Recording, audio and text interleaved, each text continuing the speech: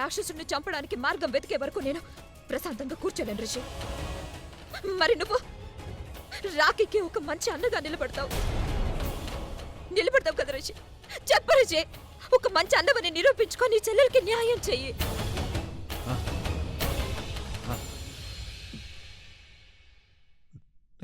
నేను నా చెల్లెలకి మంచి అన్నగా ఉంటాను.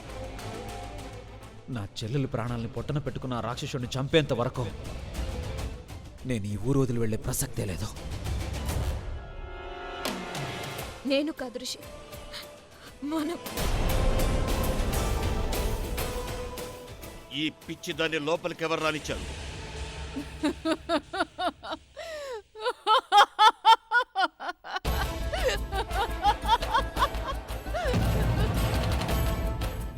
వెంటనే ఎవరైనా దీన్ని మెడబట్టుకుని బయటికి గెంటేయండి.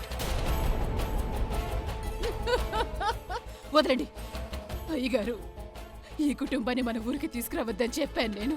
అలా చెప్పిన రోజు కూడా నన్ను ఇంట్లోంచి ఇలాగే బయటకు గెంటేశారు మీరు. ఈ ఊర్లో పెళ్ళిళ్ళు చెయ్యనివ్వకండి అని మిమ్మల్ని హెచ్చరించిన రోజు కూడా నన్ను ఇంట్లో నుండి బయటకు గెంటేశారు మీరు. నేను మీతో చెప్పాను కదా, గుర్తుందా లేక మర్చిపోయారా?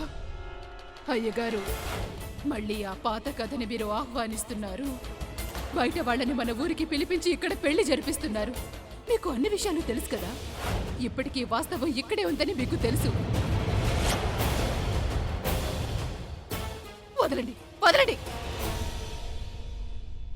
గుర్తుంచుకోండి, గతం ఎప్పటికీ ముగిసిపోదు.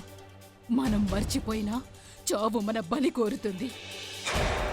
మనిషి ముందుకు వెళ్తుంటాడు కదా, తను వేసే అడుగులు చేసే పనులు తను ఎటు వెళ్తున్నాడో తెలియజేస్తాయి. నేను మీతో చెప్పానుగా. మీకు తెలుసు కదా అయ్యగారు, మీకు తెలుసు ఈ ఊళ్ళో అడుగు పెట్టడం అంటే ధర్మం, జీవితం, జన్మ అన్ని నాశనం అవుతాయి, నాశనం అవుతాయి అయ్యగారు.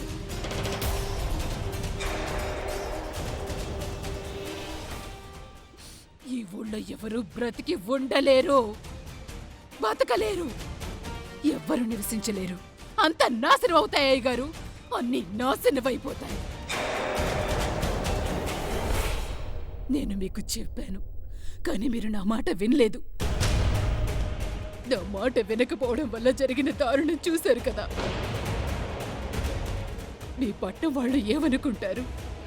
పట్నం నుంచి వచ్చాం, బాగా డబ్బు సంపాదించి తీసుకొచ్చాం, ఈ ఊరిని కొనేయచ్చు అనా? ఈ ఊళ్ళో శాంతి, సుఖం అన్నీ కొనుక్కోవచ్చు అనుకుంటున్నారా? లేదో. అతను బ్రహ్మ రాక్షసుడు, బ్రహ్మ రాక్షసుడు. ఓ బ్రహ్మ రాక్షసుడు అమ్ముడు పోయేవాడు కాదు, ప్రాణానికి ప్రాణం తీసుకుని పగ తీర్చుకుంటాడు. అతను ఎంతటి మనిషినైనా ఎండిన కొమ్మలాగా అలవోకగా ఎత్తి పడేస్తాడు. దానికి పరిణామం చూడండి. ఇక్కడున్న మీ కూతురు శవం. చూడండి, మీ అబ్బాయి శవాన్ని జాగ్రత్తగా చూసుకోండి. అమ్మా, అలాంటి వాళ్ళది నిజమైన ప్రేమ కాదు, అది వ్యామోహం. ఎగ్జాక్ట్లీ చిన్నత్త, నిజంగా ప్రేమించుకున్న వాళ్ళు అలా చేయరు. ఎంత మనసు విరిగిపోతే కన్న కూతుర్ని పట్టుకొని మా దృష్టిలో చచ్చిపోయా ఉంటుందా తల్లి? అది సరే అమ్మా, తన కూతురుతో తన మాట అనేటప్పుడు ఆమె మాటల్లో వ్యథ, కళ్ళల్లో బాధ గమనించావమ్మా? పెద్దబాబుకు బర్త్డే విషెస్ చెప్పు కూడా వెళ్ళాం కదా. ఊరికే ఎలా కాలిపోతుంది? మంట పెడితేనో పడితేనో తగలబడుతుంది.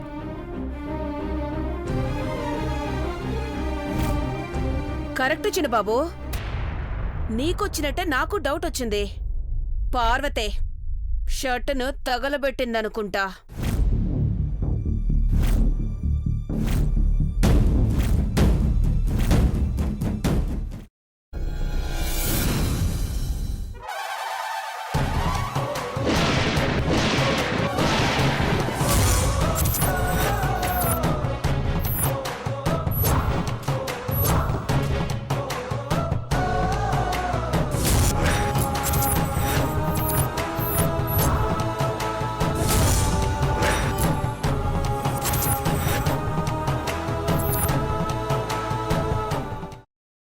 తర్వాత పొట్టు తీసేసి చాప్ చేసి పక్కన పెట్టుకోవాలి. ఒక ప్యాన్లో కొద్దిగా నూనె వేడి చేసి అందులో ఆవాలు, మినప్పప్పు, శనగపప్పు, కరివేపాకు, సన్నగా తరిగి పెట్టుకున్న ఉల్లిపాయలు వేసుకుని 1 నిమిషం పాటు వేయించుకోవాలి. ఆ తర్వాత కాల్చి కట్ చేసి పెట్టుకున్న వంకాయని కూడా అందులో వేసుకుని బాగా మిక్స్ చేసి బౌల్లోకి ట్రాన్స్ఫర్ చేసుకుని అందులో తగినంత చిక్కటి పెరుగు లేదా పల్చటి పెరుగు వేసుకుని మిక్స్ చేసి అన్నంతో కానివ్వండి, చపాతీతో కానివ్వండి సర్వ్ చేసినా చాలా బాగుంటుంది.